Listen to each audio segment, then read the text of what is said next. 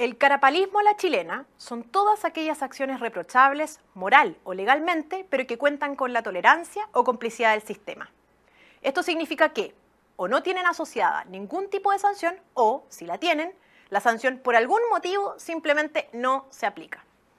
Al final se trata de acciones de una reprochabilidad más bien hipócrita que con la venia del Estado, sus instituciones y también de nuestros gobernantes se han transformado en una enfermedad crónica que ha contribuido a destruir el Estado de Derecho, la igualdad ante la ley, la confianza y el ánimo de formar sociedad. La evasión al Transantiago es un ejemplo notable de carapalismo. Se estima que en los buses existe alrededor de un 40% de evasión y que en el metro existe alrededor de un 3% de evasión, equivalentes, según el expresidente de Metro, a más o menos 120 millones de dólares anuales.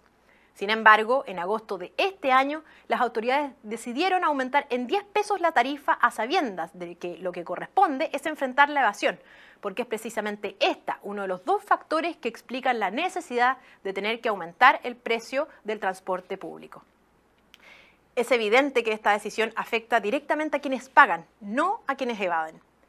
El gobierno tiene la obligación de enfrentar la evasión y para eso sugerimos, por una parte, establecer como un objetivo y responsabilidad prioritaria del ministro de Transporte disminuir la evasión al menos un 10% dentro de los 120 días siguientes contados desde el día en que ha asumido el cargo y bajo la sanción de tener que renunciar si no cumple con el objetivo.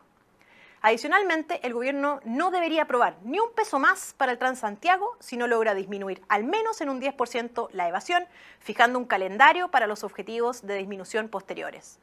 Por otra parte, el Estado debe fijar y aplicar sanciones a quienes evaden como lo hacen otros países, ya sea a través de cuantiosas multas o la expulsión y exclusión del sistema de transporte. Pero en Chile, los gobernantes han razonado y decidido al revés. En lugar de dirigir sus esfuerzos a combatir la evasión, han decidido transformarse en cómplices de los evasores, aumentando la tarifa en perjuicio de los ciudadanos honestos. Otro caso de carapalismo que indigna es el de Democracia Viva. A más de 4 meses desde su destape, la única sanción efectiva, aunque insuficiente, ha sido la censura y pena de multa a la diputada Catalina Pérez. La verdad es que no se pueden considerar sanciones las renuncias de funcionarios de gobierno, ya que ninguno de ellos aceptó ni siquiera responsabilidad en el asunto. La Fiscalía, por su parte, decretó la reserva del caso hasta el próximo año y otros órganos del Estado anunciaron investigaciones, pero hasta el momento no existen sanciones. Mientras tanto, Miguel Crispi, jefe de asesores de La Moneda, eludió olímpicamente a través de artimañas asistir a la comisión investigadora del caso convenios de la Cámara de Diputados para dar cuenta de su rol como ex subdere en el convenio por 630 millones entre el Gobierno Regional de Antofagasta y la Fundación Procultura. La defensa de La Moneda a Crispi ha sido acérrima. El presidente Boric desde China declaró que no tenían nada que esconder, pero en las últimas semanas Luis Cordero, el ministro de Justicia, transformado en una especie de abogado defensor del gobierno desde que asumió el cargo, recurrió a una serie de argumentos legales incomprensibles para los ciudadanos frente a una solicitud tan simple de la Cámara de Diputados como lo es declarar en una comisión. Luis Cordero incluso polemizó con el Contralor para evitar la concurrencia de Crispi a la comisión. Finalmente, Crispi se allanó a declarar. Sin embargo, quedan varias preguntas abiertas, entre ellas, ¿cómo es posible que un alto funcionario de gobierno se niegue a dar explicaciones sobre su trabajo al país y existan argumentos legales o formales que sustenten esa negativa o incluso susciten una discusión al respecto? Está bien, a la luz de los hechos, es evidente que Crispi no quería realmente aportar al esclarecimiento del caso Convenios. Pero otra cosa muy distinta es que las reglas del juego eventualmente se lo permitan. No podemos tener un Estado, reglas e instituciones que propicien la tolerancia al carapalismo. Para evitarlo, debemos partir por mejorar nuestros mecanismos de transparencia y rendición de cuentas en todas las áreas del gobierno y la administración pública. Esto debe incluir la publicación de datos relevantes, acceso a la información y auditorías regulares. También sería útil revisar y reformar leyes obsoletas, defectuosas, poco claras o con sanciones no proporcionales a las infracciones. Por otro lado, además, un principio básico del Estado de Derecho es que la ley se aplique tanto a gobernantes como a gobernados. En Chile también tenemos los ya institucionalizados días para delinquir impunemente. El día del mal llamado joven combatiente, el 11 de septiembre, el 18 de octubre y aquellos en que se llevan a cabo los famosos funerales narco. La verdad es que a nadie le asombra la destrucción de propiedad pública y privada durante esos días, como sucedió el recién pasado el 18 de octubre. Y nadie espera que se encuentre y sancione penalmente a los responsables. Tampoco sorprende que el Ministerio de Educación suspenda las clases, se cierren calles o se interrumpa el transporte público. El Estado debe garantizar el orden público y los días para delinquir impunemente no son aceptables. No obstante, es claro que parte de la izquierda empatiza con la violencia y destrucción que habitualmente nos afecta durante esos días. De hecho, argumentan que aplicar la fuerza legítima del Estado en estos casos criminaliza la protesta social.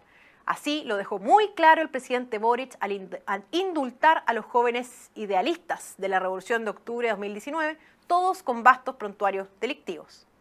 Es triste, pero hay más casos de carapalismo. ¿Recuerdan el caso de los más de 37.000 funcionarios del Estado que pidieron el bono clase media durante la pandemia sin haber sido afectados por una disminución efectiva de sus ingresos?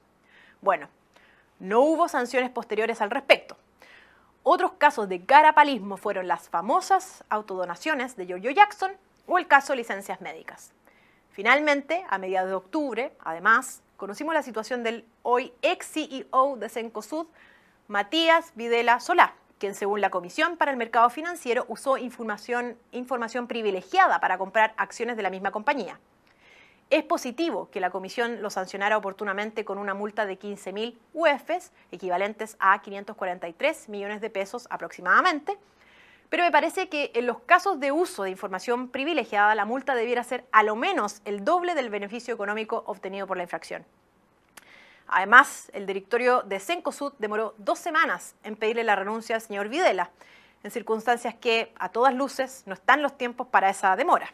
Resulta inexplicable que conductas de esta naturaleza no sean tan oportunas y drásticamente reprochadas dentro de un grupo económico relevante dentro de Chile. El libre mercado exige el respeto a las reglas de la libre competencia para que produzca los beneficios sociales que todos esperamos. Este tipo de acciones no deben ser toleradas en Chile y los empresarios deben ser los primeros en condenarlas. Es importante que tengamos claro que el carapalismo contribuye a la pérdida de confianza en las instituciones, afecta su legitimidad y crea incentivos erróneos, ya que las personas pueden verse tentadas a participar en actividades ilegales o poco éticas si creen que no enfrentarán consecuencias. Esto distorsiona el sistema de recompensas y castigos, contribuyendo a que problemas como la evasión, por ejemplo, persistan o se profundicen con el tiempo. Desde otro punto de vista, además, el carapalismo produce estancamiento político y social, porque las reformas necesarias para abordar los problemas pueden verse obstaculizadas por aquellos que se benefician del sistema. El carapalismo es caldo de cultivo, además, para la corrupción y la desigualdad frente a la ley, ya que permite que algunas personas derechamente no la cumplan o reciban tratos preferentes, como algunos altos cargos de gobierno, o el caso de los 37.000 funcionarios del Estado que pidieron y recibieron el bono clase media sin cumplir los requisitos, el caso de quienes evaden pagar el transporte público, quienes delinquen en días particulares quedando impunes, creándose una situación de injusticia real que genera resentimiento y fragmentación social. Es injusto para los chilenos que procuran cumplir las normas y, por cierto, para quienes pagan sus impuestos para mantener un Estado frondoso, ineficiente y en donde hay tantos privilegios. Las normas no pueden ser meras sugerencias para algunos y limitaciones para otros. Es clave fortalecer el Estado de Derecho, pero también la decisión política de aplicar las leyes con énfasis en la protección de quienes actúan de manera honesta y no en cómo la autoridad administra más fácilmente los sistemas. El Estado debe estar al servicio de la persona y no al revés, como pretenden los que viven fomentando un Estado asfixiante y cada vez más difícil de mantener.